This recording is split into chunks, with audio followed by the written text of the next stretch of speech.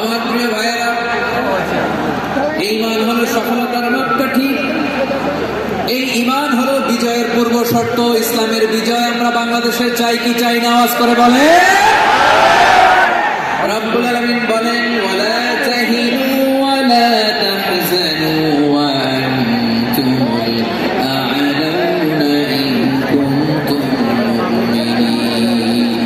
তোমরা চিন্তিত হয় না, ভেঙে পড়ো না, হতাশ হয় না, চিন্তিত হয় না, তোমাদের বিজয় হবে যদি তোমরা মুমিন হও। ঠিক কিনা বলেন?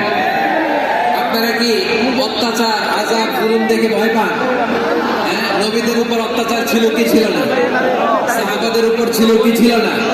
এজন্য কোন অত্যাচার, হুমকি, ধমকি, জেল, জরিমানা মুমিনকে তার ঈমানের রাস্তা থেকে এক বিন্দু পরিমাণ পেছনে হটাতে পারে না। চিল্লায় বলো ঠিক কিনা? আমরা জেনে বুঝে এই রাস্তায় এসেছি। এই রাস্তা থেকে আমাদেরকে কেউ পেছনে সরাতে পারে না। চিৎকার করে বলেন ঠিক কিনা? আল্লাহ আমাদেরকে সুসংবাদ দেন, ওয়ালা তাহিনু ওয়ালা তাহজানু ওয়া আনতুমুল আ'লাউনা ইন কুনতুম মুমিনিন। হতাশ হয়ো না, নিরাশ হয়ো না, ভেঙে পড়ো না, তোমাদের বিজয় হবে যদি তোমরা মুমিন হও। এইজন্য ঈমানের পথে আমরা থাকতে চাই কি চাই না? ঈমানের পথে অবিচল থেকে আপনারা তো সুখের মধ্যে দাঁড়ায় আছেন, বলতেছেন আমাদের পিছনে। সবাই পড়ে না আমি